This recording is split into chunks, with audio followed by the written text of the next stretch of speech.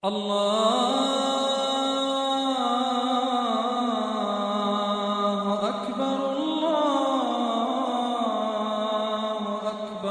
আলাইকুম ওয়া রাহমাতুল্লাহি ওয়া বারাকাতুহু।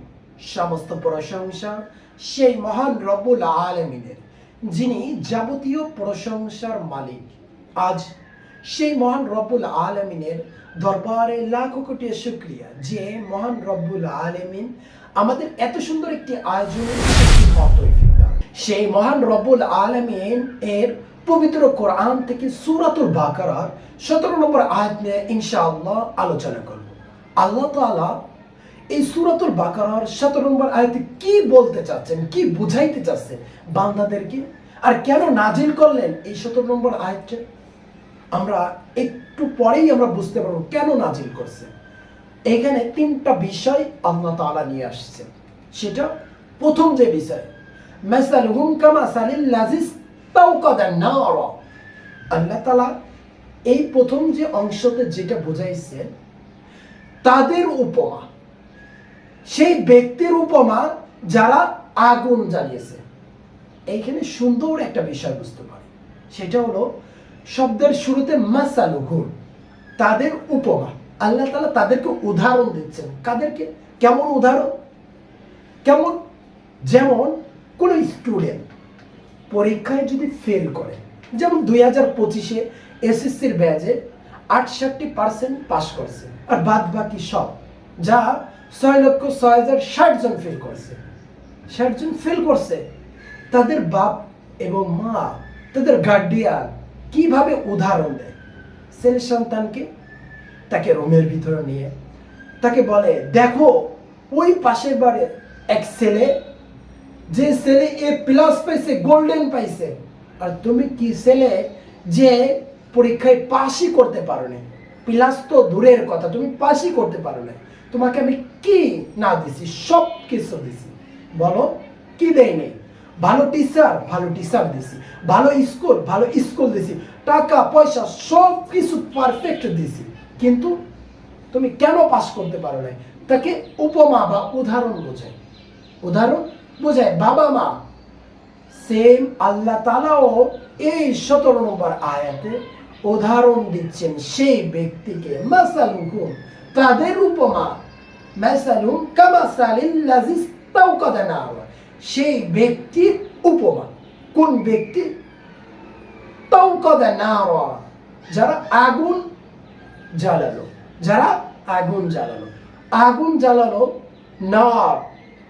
এই আগুনটা কাকে বলে? আগুনটা, এটা কি জাহান্নামের আগুন? হ্যাঁ, এটা কি ধ্বংস হওয়ার আগুন?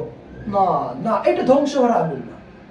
এটা হলো ঈমানের একটা আলো বা ঈমানের একটা আগুন বা পাওয়ার, যে আগুনটাকে বোঝায়।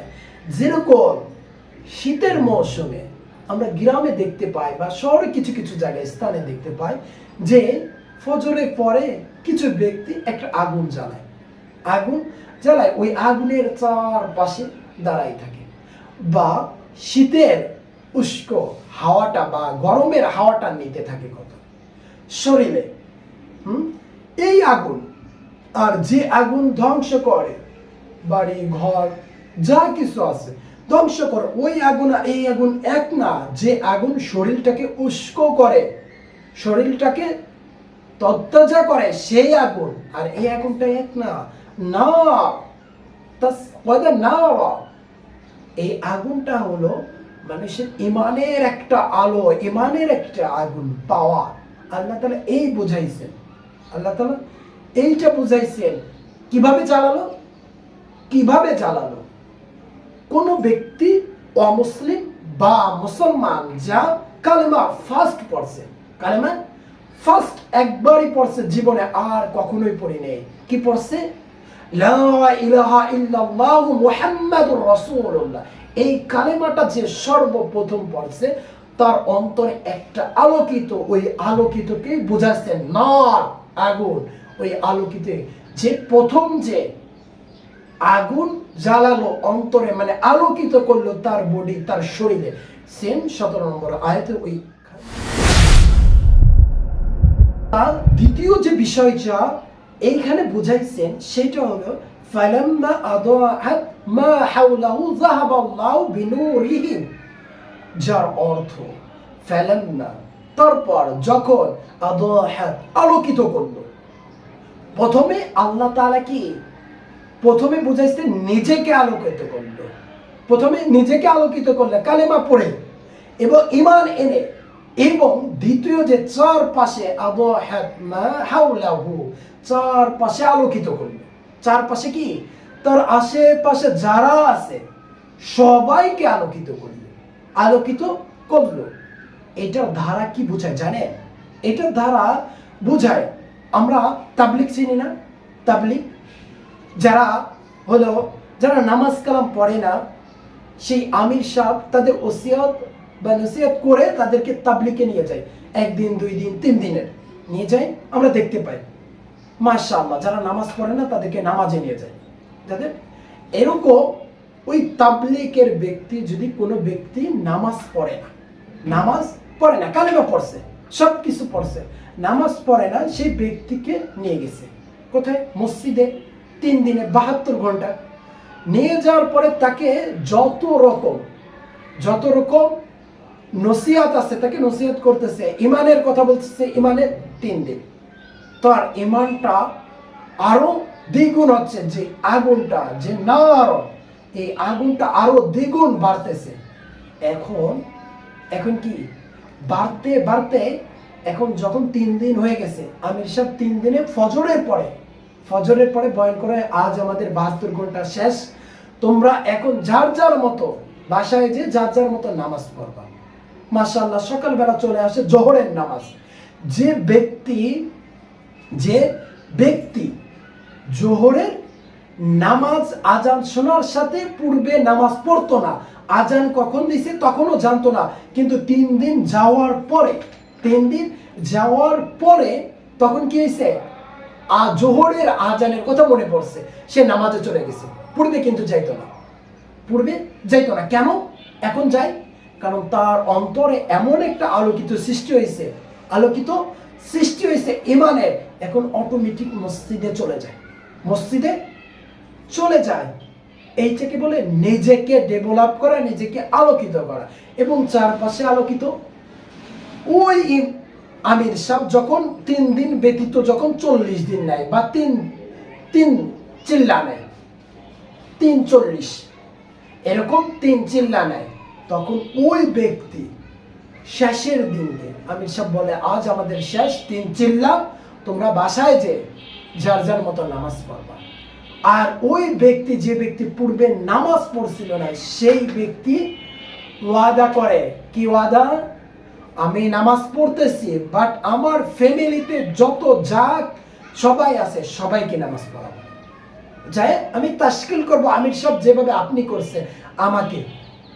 কি সেই ব্যক্তি 3 চিল্লার পরে সেই ব্যক্তি এসে তার ফ্যামিলিকে সবাইকে তোমার নামাজ পড়তে হবে, এবং আশেপাশের সবাইকে বলে তোমার নামাজ আদায় করতে হবে, নামাজ না পড়লে অনেক ভয়ানক। এইটাকে বলে চারপাশে আলোকিত। এটাকে কি বলে? আল্লাহ তাআলা এটাকে বলে কি? চারপাশে আলোকিত। ফালাম্মা আদাআত, এইটাকে বোঝায় আদাআত, যাকে চারপাশে আলোকিত। এবং নেক্সট যেটাকে বোঝায় সেটা আল্লাহ তাআলা এই আলোকিত কেড়ে নিল। কেন? 3 নম্বর যে বিষয়, আল্লাহ তাআলা এই আলোকিত কেন কেড়ে নিল? কারণ পরবর্তীতে সে চিন্তা করলো, না, আমার এই আলো, এই ইমানের এই কালেমাটা আমার জন্য লাভজনক না। আমার জন্য কি লাভজনক না? পূর্বে আমি খারাপ কাজ করে টাকা পয়সা ধন সম্পদ বাড়ি গাড়ি করেছি, কিন্তু যখনই এই ইমানের পথে আসছি, কালেমার পথে আসছি, তখন আর হচ্ছে না, কষ্ট হচ্ছে। তখন এই ইমান থেকে আবার বিচ্ছিত হয়ে যায়। তখন আল্লাহ তাআলা তাকে আবার ওই আলোটাকে কেড়ে নেয়। আল্লাহ তাআলা এই আলোটাকে কেড়ে নেয়। তার জন্য আল্লাহ তাআলা এই আয়াতটা নাযিল করছে। সর্বপ্রথম নিজেকে আলোকিত করলো, দ্বিতীয়তে চারপাশে আলোকিত করলো, তারপরে আল্লাহ তাআলা আবার আলো কেড়ে নিল। কেন? সে ভাবছে আমার পূর্বের রাস্তা, পূর্বের জায়গাটাই পারফেক্ট ছিল, এই আলোকিত এই ইমানের রাস্তাটা ভালো ছিল না। এরকম অনেকজন চিন্তা করেন। মুসলমান হইছেন, কালেমা গ্রহণ করছেন, তারপরে ভাবেন না আমি হিন্দু ছিলাম, আমি অন্য জাতি ছিলাম, আমি পারফেক্ট ছিলাম, আমি ওই দলে গেলে তো লাখ লাখ টাকা কামাই করতে পারবো, থাকতে পারবো সুখে শান্তিতে। তখন আবার পূর্বের স্থানে, তখন আল্লাহ তাআলা আবার ওই আলোটাকে কেড়ে নেন। আল্লাহ তাআলা এই আয়াতের এইটা বোঝাইছে।